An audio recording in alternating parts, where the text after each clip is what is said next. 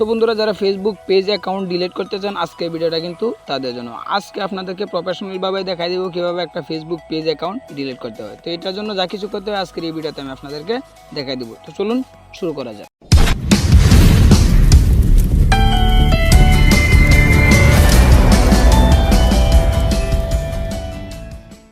তো এটার জন্য কী করবেন, ডাইরেক্টলি আপনার ফেসবুক অ্যাপটা কিন্তু ওপেন করে নেবেন। তো দেখতে পাচ্ছেন আমি কিন্তু আমার ফেসবুক অ্যাপটা ওপেন করে নেওয়ার পর কিন্তু ঠিক এরকম ইন্টারফেস শো করবে। যখন আপনি যেই পেজটা ডিলিট করতে চান, জাস্ট সেই পেজটা কিন্তু আপনার অ্যাক্টিভ কিন্তু থাকতে হবে, আপনার অ্যাকাউন্টটাতে কিন্তু অ্যাক্টিভ থাকতে হবে।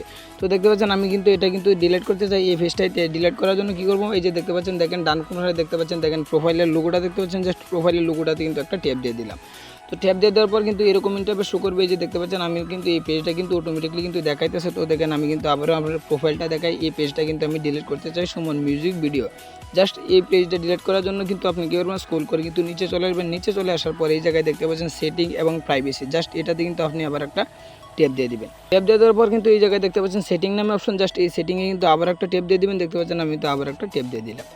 তো ট্যাপ দিয়ে দেওয়ার পর কিন্তু এরকম ইন্টারফেস শো করবে। তারপর আপনি কী করবেন, স্ক্রল করে কিন্তু নিচে চলে আসবেন। তো দেখতে পাচ্ছেন আমি কিন্তু স্ক্রল করে কিন্তু নিচে চলে আসতেছি। তো নিচে চলে আসার পর কিন্তু এই জায়গায় দেখতে পাচ্ছেন, দেখেন অ্যাক্টিভেট নিবন্ধন দেখতে পাচ্ছেন, জাস্ট এই যে এই জায়গায় আপনি কিন্তু এটা কিন্তু একটা ট্যাপ দিয়ে দেবেন। সেটিংয়ের মতন আইকন দেখতে পাচ্ছেন, দেখেন ডান কোণায় কিন্তু এই যে দেখেন সেটিংয়ের মতন আইকন, জাস্ট এই যে দেখেন সেটিংয়ের মতন আইকন, জাস্ট এই সেটিংয়ে কিন্তু আপনি একটা ট্যাপ দিয়ে দেবেন। তো দেখতে পাচ্ছেন আমি কিন্তু এটাতে কিন্তু একটা ট্যাপ দিয়ে দিলাম। তো ট্যাপ দিয়ে দেওয়ার পর কিন্তু দেখতে পাচ্ছেন একটু লোডিং নিতেছে। লোড নেওয়ার পর কিন্তু ঠিক এরকম ইন্টারফেস শো করবে। এরকম ইন্টারফেস শো করার পর এই জায়গায় দেখতে পাচ্ছেন, দেখেন নিশ্চিত করা এবং মোছা, জাস্ট আপনি কিন্তু এটাতে কিন্তু একটা সিলেক্ট করে নেবেন। তো দেখতে পাচ্ছেন, দেখেন আমি কিন্তু এটাতে কিন্তু একটা ট্যাপ দিয়ে দিই। তো ট্যাপ দিয়ে দেওয়ার পর কিন্তু একটু লোড নিচ্ছে। লোড নেওয়ার পর কিন্তু এরকম ইন্টারফেস শো করবে। তো এরকম ইন্টারফেস শো করার পরে যে দেখতে পাচ্ছেন আমি কিন্তু পেজটা কিন্তু একবারে মুছে দিতে চাইতেছি, তাই কিন্তু দেখেন এই যে পেজটা মুছে ফেলুন, জাস্ট আপনি কিন্তু এইটাতে টিক মার্ক দিয়ে নেবেন। এই যে দেখতে পাচ্ছেন পেজটা মুছে ফেলুন, জাস্ট আপনি কিন্তু এটাতে কিন্তু একটা টিক মার্ক দিয়ে দিবেন। দিয়ে দেওয়ার পরে এই জায়গায় দেখতে পাচ্ছেন চালিয়ে যাও বাটন, জাস্ট আপনার যদি এটা ইংলিশ থাকলে তো কিন্তু নেক্সট বাটন দেখাবে, জাস্ট আপনি কিন্তু এই নেক্সট বাটনে কিন্তু একটা ট্যাপ দিয়ে দিবেন। তো দেখতে পাচ্ছেন এরকম ইন্টারফেস শো করবে। এখন কিন্তু চাইতেছে যে আপনি কোন কারণে আপনার পেজটা ডিলিট করতে চাইতেছেন। এই জায়গায় কিন্তু অনেক কিছু কিন্তু দেখাইতেছে যে কোন কারণে আপনার পেজটা আপনি ডিলিট করতে চাইতেছেন।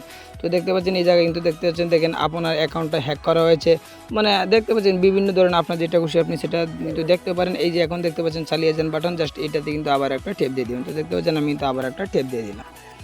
তো ট্যাপ দিয়ে দেওয়ার পর কিন্তু ঠিক এরকম ইন্টারফেস শো করবে। এরকম ইন্টারফেস শো করার পর আবারও স্ক্রল করে নিচে চলে আসবেন। নিচে চলে আসার পর কিন্তু আবারও চালিয়ে যাও বাটন দেখতে পাচ্ছেন, জাস্ট এই চালিয়ে যাও বাটনে কিন্তু আবার একটা ট্যাপ দিয়ে দিবেন।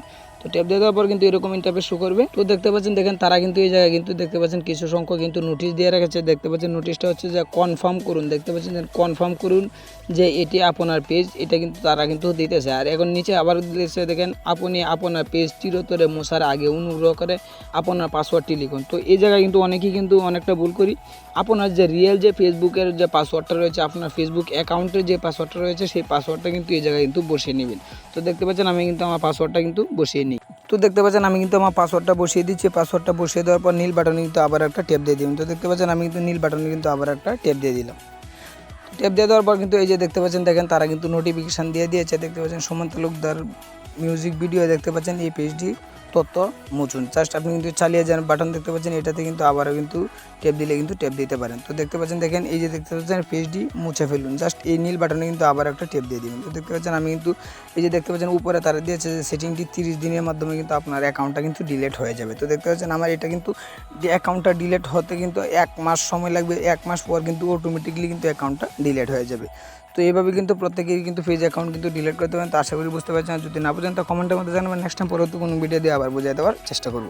তো আজকে এই পর্যন্তই, নেক্সট টাইম পরবর্তী কোনো ভিডিওতে আবার দেখা হবে। ততক্ষণ ভালো থাকেন, সুস্থ থাকেন, আল্লাহ হাফেজ।